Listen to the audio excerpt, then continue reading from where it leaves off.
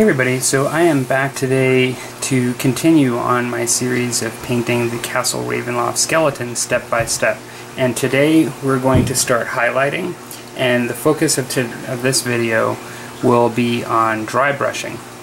Now, dry brushing I think is, personally I would say that it's probably one of those techniques where people see results fairly quickly when they learn how to do it and really like it. It's a very good technique as well. I still think it does take some skill, and probably a process that I'm still learning over the years, a couple of years that I've been painting, to actually do it really well and know when to apply it best and not to overdo it.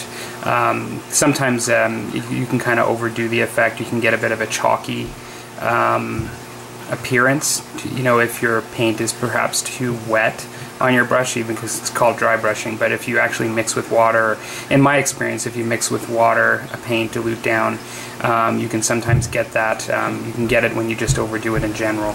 And so today I'm just going to show it as a basic technique. I'm not going to go into any sort of advanced ins and outs of it. And hopefully you like the results. Now, one thing I did do to the skeleton since the last shading video is where I actually left the top of the heads without the Agrax Earthshade shading, I actually did go in after the video and put it back on there to keep basically the skeleton on the same level of shading everywhere. The reason I initially did that is oftentimes I might avoid an area where I think there'll be a lot of highlight due to the sun, the zenith highlighting. But because these guys are kind of, I want them as sort of sitting in a tomb or coming out of the ground, although there'll be a little bit of shading due to lighting, or I should say highlighting due to lighting, and I'm going to touch on that with the dry brushing today, there's going to still be sort of dirt and muck where on the top of the head. You know, it's because of the way I'm wanting to portray this miniature, you know, kind of being in the dirt and the dust and things like that. And so that's why I opted to change the way I did that. Really no big deal, the same technique I showed, I just put it on the top of the head. Okay, so in order to dry brush, I use an actual dry brush, although this is a Citadel small dry brush. Having said that, I have used other brushes to try to get smaller brushes to do dry brushing. As an example, this is only something I've recently done in the last 6 months. This is a cheap, well, I don't know, it's not that cheap. It's a brush I got from Michael's. It's called a shader, but to be honest, and I'm not a professional artist, it's a one shader. I just went through and I looked for something that had a bit of a stiff tip to it and had a good surface area, so I could get into, you know, sometimes better, you know, smaller areas than I can with, this has a bit of a thinner tip even though it's wide, than I can with my typical dry brush, which is a bit of a round brush.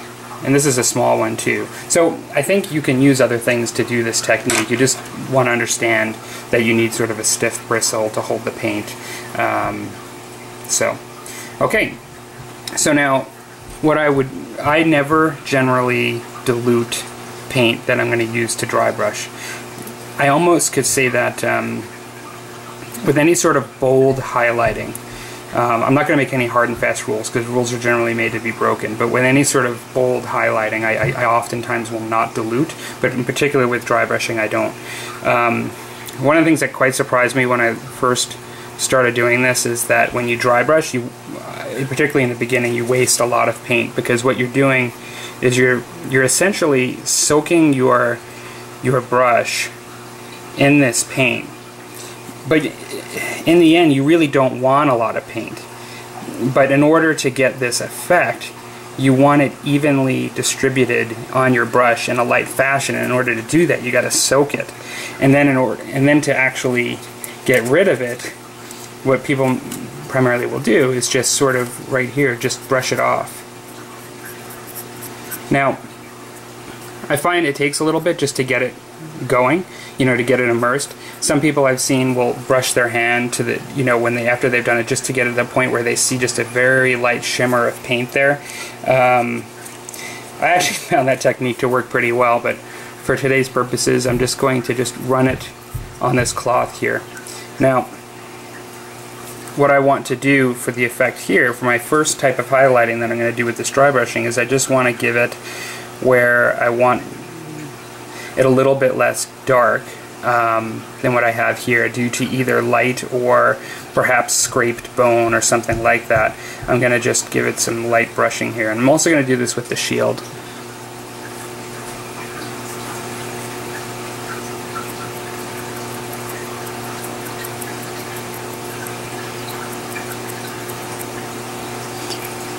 I think there are a lot of ways to do this, in the sense that I think probably some people use more paint than others and will achieve the results faster or slower depending on what you want.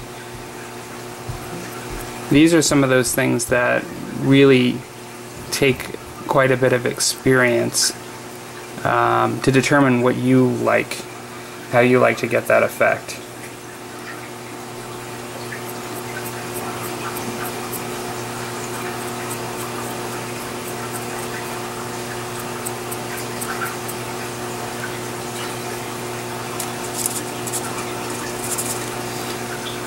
Fortunately, what I do find that I have to keep immersing and soaking it in paint quite often with this technique, but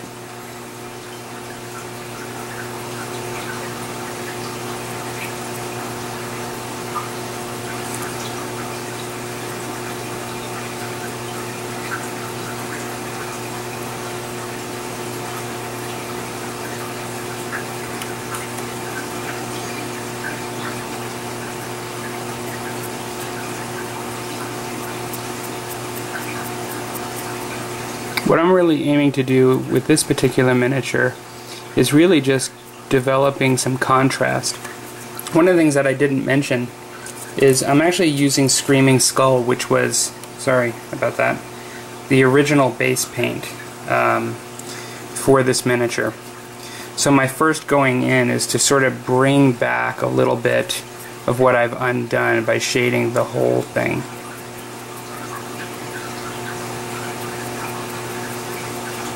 One of the things that's nice about dry brushing is it can provide just a very even blending effect, because you're not really, hopefully, using too much paint at once. When I say blending, not so much blending of colors that are on the model existing, but just blending to your eye.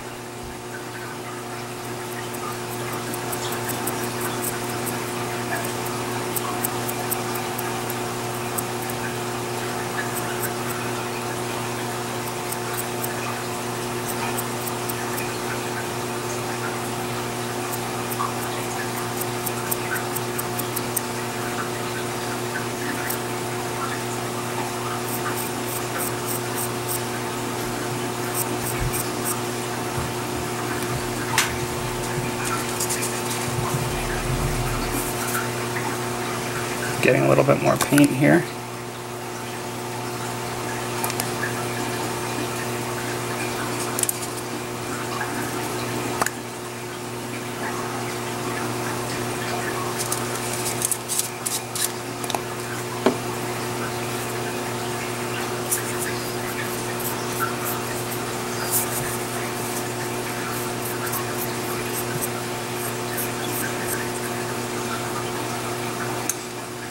I generally don't advocate dipping your brush deeply into a paint can and getting it up to the top of the brush, but I guess do as I say and don't do as I do.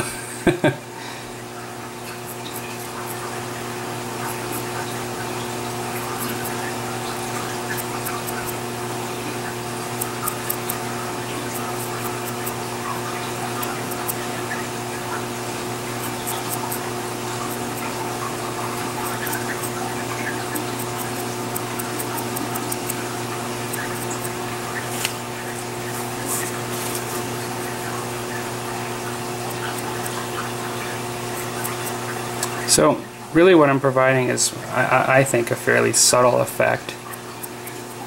And part of it is I really liked that contrast I developed in the last step with the shading, and I don't want to undo that in the same way I don't, in the same way I don't want to completely undo the base paint color with the shading. I don't want to undo the shading either. It's all about steps and subtlety, for me at least.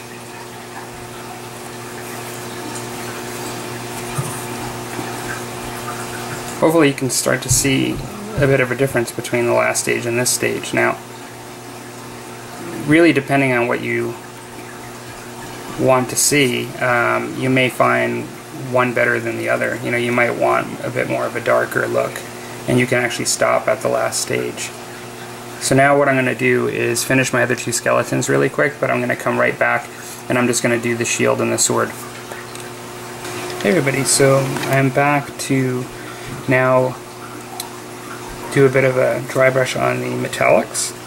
So I've taken 2 parts of Leadbelcher to 1 part of Ruinfang steel, which were, the Leadbelcher is the original color that I ended up using.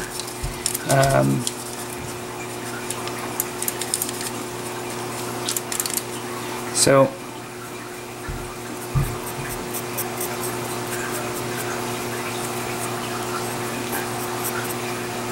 I'm just going to try to do a little bit of lighting on the top of the shield here and on the detail.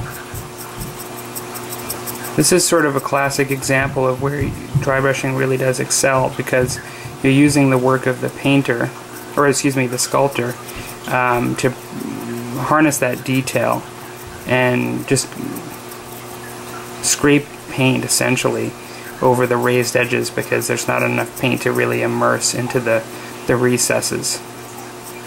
They can be actually a fairly quick process, and now I'm just going to try to catch the top of the shield a bit.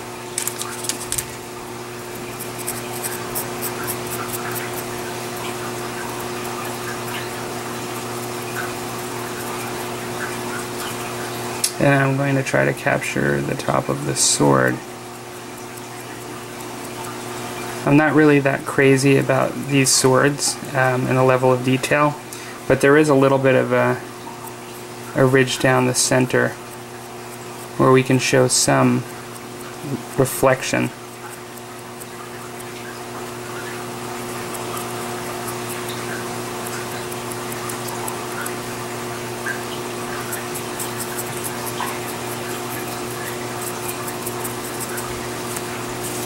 So hopefully, when looking at these 2 examples, despite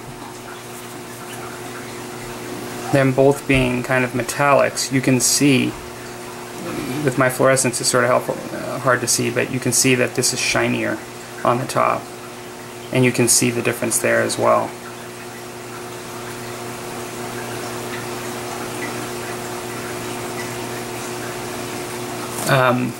Just noticed that I didn't capture the very end here very well.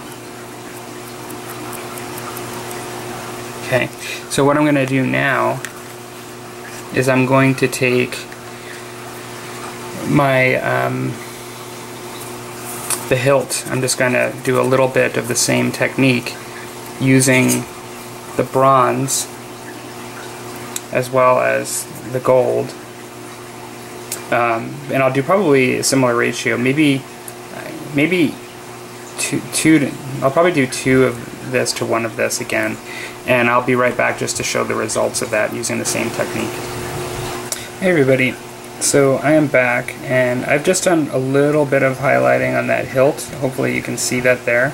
It wasn't really shiny at all before, and what I did is just subtly tried to just add a little bit of glint, just that it's catching a little bit of shine there, but not at all taking away all the griminess that I wanted to achieve, you know, given what I was going for with these guys. I suppose a skeleton could be really either guy or girl, but I'm not a doctor or an anatomist, so I wouldn't really know how the bone changes work on that. How the pelvis, whatever. Okay, so enough of that. These guys are now getting pretty close to where I wanted them. It's a fairly simple paint job, but you know, utilizing a number of different techniques. And what I'm probably just going to do next is just do some solid, what I would, I guess, call solid. It's not really line highlighting, because I'm not going to be really trying to capture too much of the edges, but I will use that. But it's basically just trying to put in some lighter paint than the base coat to just provide, in some spots, an even further layer of contrast. Again, I could stop here if I wanted to, but it's just another extra thing to do to sort of create some contrast in the model. Okay, be right back in the next video.